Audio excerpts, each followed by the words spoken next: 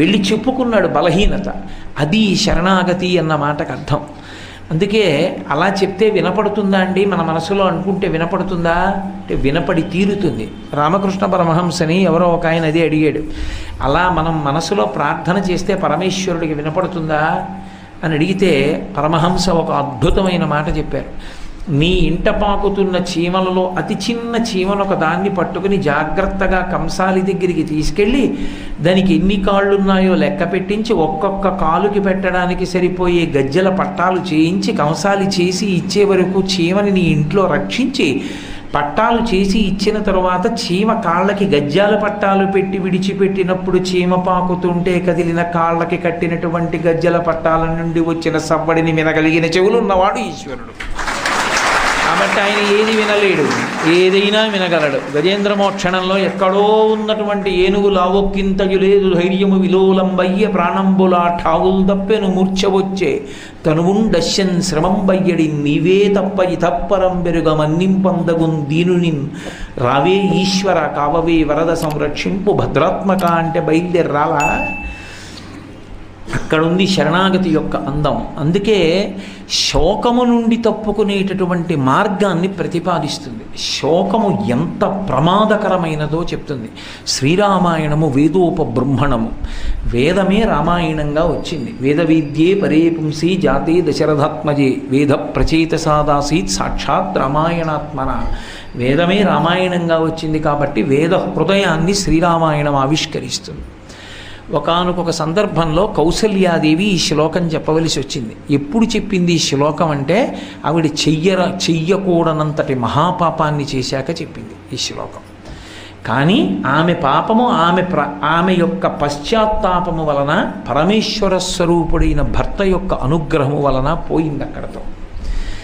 ఎక్కడ ఏర్పడింది ఈ సందర్భం అంటే రామచంద్రమూర్తి తండ్రిని సత్యమునందు నిలబెట్టడం కోసమని తమ్ముడైన లక్ష్మణస్వామితో భార్య సీతమ్మతో కలిసి 14 సంవత్సరములు అరణ్యవాసం చేయడానికి అయోధ్యానగరాన్ని విడిచిపెట్టి వెళ్ళిపోయారు. వెళ్ళిపోయిన తరువాత సుమంత్రుడు వెళ్ళాడు రథానికి సారథ్యం వహిస్తూ.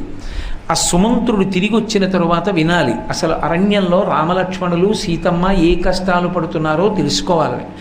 పాపం దశరథ మహారాజు గారు రాముడు అరణ్యవాసానికి వెళ్ళిపోయాడనేటటువంటి బాధ తట్టుకోలేక ఆ అయోధ్యానగరంలోకి వచ్చి స్పృహ తప్పి కింద పడిపోయాడు. ఒంటి నిండా మట్టి ఎంటుకుంది. ఎంతసేపు రథం వెళ్ళిపోయినటువంటి మట్టి ఎగురుతూ కనపడిందో అంతసేపు చూశాడు. ఇక ఆ తర్వాత అప్పటికే ముందు రోజు రాత్రి ఎన్ని మాటలు మూర్చిపోయాడు కైకమ్మ దగ్గర. బడలిపోయాడు వృద్ధుడు, 60,000 సంవత్సరముల వయస్సు. ఆ పడిపోయినటువంటి వాణ్ణి ఒక పక్కన కౌసల్య ఒక పక్కన కైకమ్మ వచ్చి పైకి లేపుతున్నారు. శోకము నుండి కదా కోపం రావాలి. వెతుక్కుంది దశరథుడి మనస్సు, నా ఈ శోకానికి కారణం ఎవరని.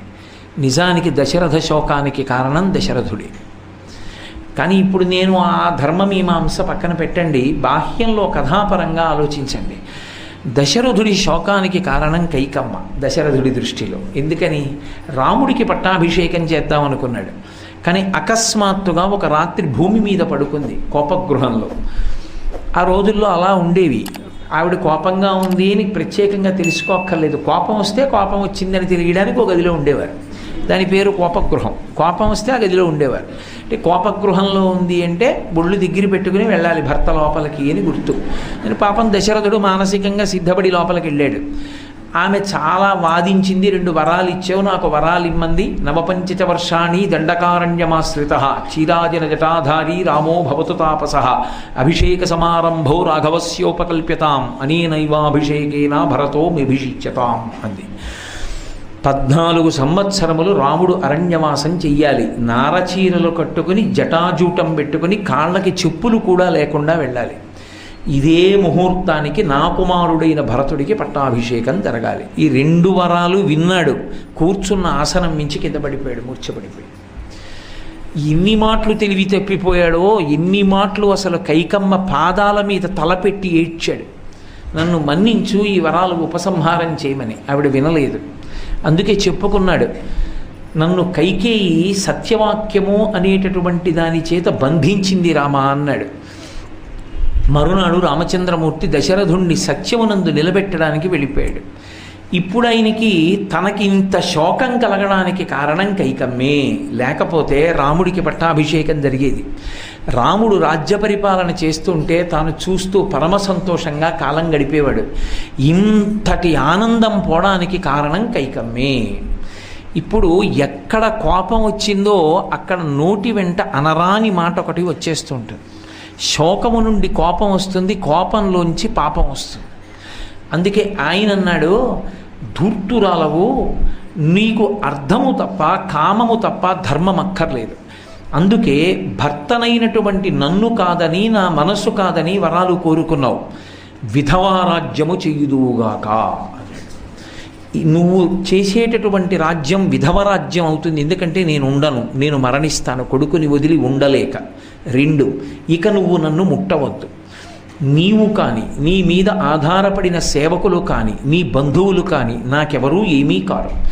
ఇక్కడ కానీ పైలోకములలో కానీ నిన్ను నేను పరిత్యజిస్తున్నానన్నాడు. ఈ మాటలని ఒకవేళ రాజ్యం నువ్వు వరాలడగడం వల్ల వచ్చింది అని నీ కుమారుడైన భరతుడు సంతోషిస్తే ఆ భరతుడికి నాకు ప్రేతకార్యము చేసే అధికారము లేకుండుగాక. అంటే రాముడి మీద ఉన్న ప్రేమ ఎంత శోకానికి తీసుకెళ్ళిందో, ఆ శోకం ఎంత కోపానికి తీసుకెళ్ళిందో చూడండి. ముందు రోజు రాత్రి వరకు బహుశः రాముడి తర్వాత అంత ప్రేమ దశరథుడికి కైకయ్యింది.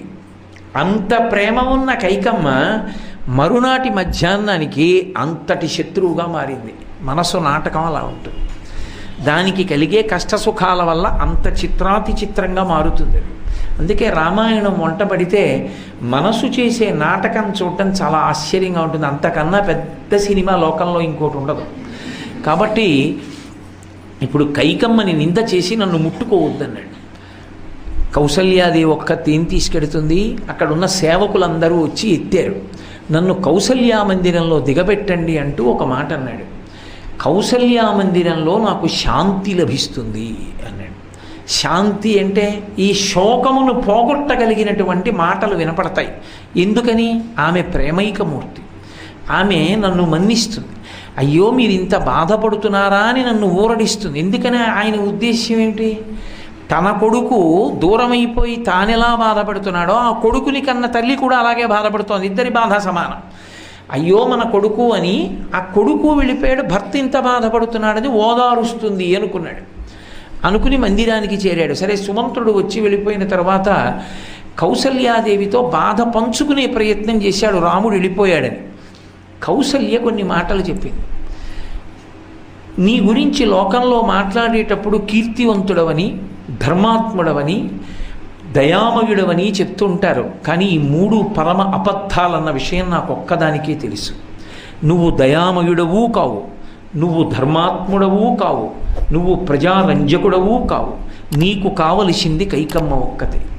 నీ మనసు ఎంత కఠినమైనదంటే నువ్వు కైకమ్మ కోసం, భరతుడి కోసం ఎంతటి క్రూరమైన నిర్ణయాలైనా చేస్తావు. ఏ తప్పు చేశాడని నా కొడుకుని అరణ్యవాసానికి పంపావు? ఏ తప్పు చేశాడని రాజ్యభ్రష్టుణ్ణి చేసి 14 సంవత్సరముల అరణ్యవాసం చేయమన్నావు? అది తలుచుకునే ఏడిచాడు పాపం అసలు దశరథుడు. చెప్పులు లేకుండా నా కొడుకు జటాజూటం కట్టుకుని నారచీరలతో వెడుతున్నాడు. నా కోడలు సీతమ్మ ఎండకన్నెరుగనటువంటి తల్లి. అక్కడికి వెళ్ళిన తరువాత దొరికిన ధాన్యాన్ని వండుకుని ఎలా అన్నం తింటుంది? ఏ చెట్టు కింద పడుకుంటుంది? రాతినో కొమ్మనో దొరికిన దాన్ని తలగడగా పెట్టుకొని రాముడు పడుకుని లేచి నడుస్తుంటే ఒళ్ళంతా దుమ్ము పట్టి పెద్ద పులులు సింహాలు అరుస్తుంటే భయపడి కౌగిలించుకున్నటువంటి సీతమ్మని ఓదారుస్తూ ఎన్ని కష్టాలు పడుతున్నాడో. ఎవరికైనా ఆడదానికి ఈ లోకంలో 4 దిక్కులున్నాయి. 4 దిక్కులంటే నలుగురే ఆమెకి శరణ్యం. అందరికన్నా మొట్టమొదట ఆడదాన్ని రక్షించవలసిన వాడెవరు అంటే భర్త. ఆమె ఒక్కడే ఆమెకి రక్షకుడు. ఆ భర్తయే భార్యని ద్రోహం చేస్తే అంతకన్నా దారుణమైన విషయం ఇక లోకంలో ఇంకొకటి లేదు. నువ్వు నాకు దారుణాతి దారుణమైనటువంటి ద్రోహం చేశావు. ఎందుచేత ద్రోహం చేశావంటే నువ్వు నన్ను నా కడుపున పుట్టినటువంటి కొడుకుని అరణ్యవాసానికి పంపావు. ఇప్పుడు నేను భర్తని విడిచిపెట్టి వెళ్ళకూడదు. భర్త వలన బాధ కలిగితే భార్య ఎక్కడ శాంతి పొందుతుంది? కొడుకు దగ్గర శాంతి పొందొచ్చు, 2వ స్థానం. ఆ కొడుకు లేకుండా చేశావు, ఆ కొడుకుని దూరంగా పంపించావు. 3వ స్థానం జ్ఞాతి. నేను ఈ ఇద్దరూ లేనప్పుడు జ్ఞాతుల దగ్గరికి వెళ్ళలేను. 4వ స్థానం లేదు, ఇక స్త్రీకి లేని స్థానం 4వ స్థానం. అసలు ఆమెకి 4వ దిక్కు లేదు. కాబట్టి ఉన్న 3 దిక్కులలో పెద్ద దిక్కు భర్త ఒక్కడే. ఆ భర్త గొడుగులా కాపాడవలసి ఉంటుంది. కానీ లోకంలో ఒకే ఒక ప్రాణి ఉంది, దాని లక్షణం ఏమిటి అంటే దాని పిల్లల్ని అది తింటుంది. జలజే భక్షణం యథాహ అది. చేప తన కడుపున పుట్టిన పిల్లని తానే తినేస్తుంది. నువ్వు మనుష్యుడు ఏమిటయా, నువ్వు చేపవి, నీ కడుపున పుట్టిన బిడ్డని నువ్వు తినేశావు అని నీ వంటి వ్యక్తికి భార్య అనవడం నా కర్మ. సుగుణాభిరాముడైనటువంటి రామచంద్రమూర్తిని అరణ్యవాసానికి పంపావు. ఇంతటి కఠినాత్ముడవు.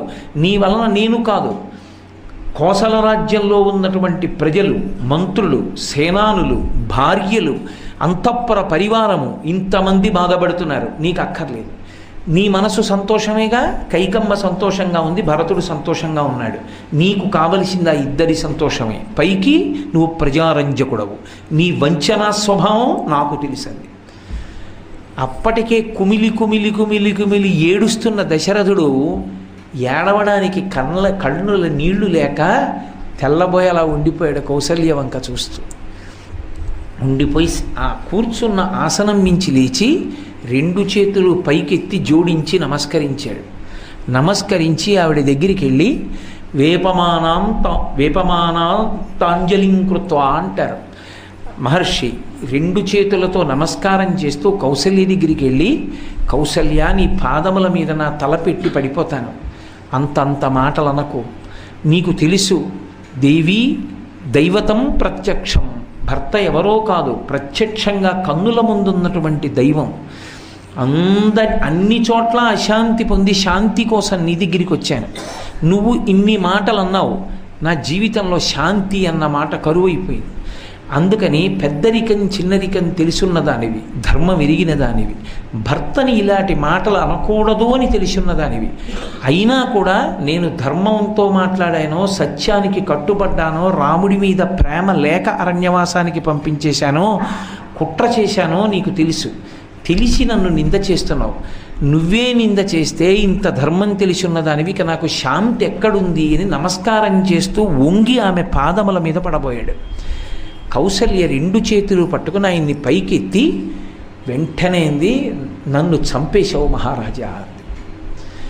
ఏనాడైతే ధర్మమునకు సత్యమునకు కట్టుబడినటువంటి భర్త, పరమ కీర్తివంతుడైనటువంటి వాడు, ఆయన తప్పు చెయ్యలేదు అని తెలిసి కూడా శోకంతో అనరాని మాటలు అనేశాను, ఆనాడు నువ్వు నాకు నచ్చ చెప్పడానికి ఇలా నమస్కారం చేశావు. ధర్మాత్ముడైన భర్త ధర్మమునందు నిలబడడానికి భార్యని అనునయించవలసినటువంటి రోజు ఏ రోజున వస్తుందో ఆ రోజున ఆ భార్య చనిపోయినట్టే.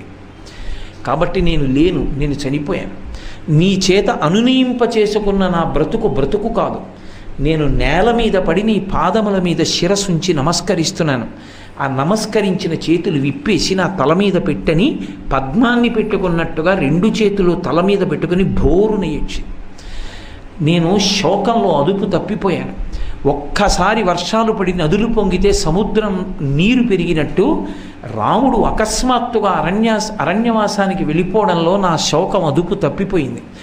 అదుపు తప్పిపోయిన శ్లోకంలో ధర్మానికి కట్టుబడి ఇంత బాధపడుతున్నారు అని తెలిసి కూడా, మిమ్మల్ని నింద చెయ్యకూడదని తెలిసి కూడా నింద చేశాను అంటూ ఈ శ్లోకం చెప్పి, శోకో నాశయితే ధైర్యం, శోకో నాశయితే శృతం, శోకో నాశయితే సర్వం, నాస్తి శోక సమోరిపు. ప్రత్యక్ష సాక్ష్యం. మహారాజా, శోకానికి వశురాలనైపోయాను, కొడుకు వెళ్ళిపోయాడని. ఆ వశురాలనైపోయినటువంటి కారణం చేత ఏ మాట మాట్లాడాలో ఏ మాట మాట్లాడకూడదో తెలుసుకోలేకపోయాను. ఎంత పెద్ద తప్పో చేసేశాను. భర్త చేత అనునయింపబడ్డాను, ధర్మానికి కట్టుబడిన భర్త చేత. కాబట్టి నన్ను క్షమించవలసింది అంది. శోకానికి లొంగిపోతే, శోకమునకు బాగా లొంగినటువంటి వాడు ఎన్నిటిని మరిచిపోతాడో కౌసల్యకి తెలియదా? మీరు శ్రీరామాయణం చదివితే కౌసల్యా మందిరంలో ఎప్పుడూ పూజలు జరుగుతుంటాయి. ఆవిడ ఎప్పుడూ ఉపవాసాలు చేస్తూ ఉంటుంది. ఆవిడ ఎప్పుడూ యజ్ఞయాగాది క్రతువులను నిర్వహిస్తూనే ఉంటుంది. ఎంతమంది బ్రాహ్మణులకు నిత్యం దానం చేస్తూనే ఉంటుంది.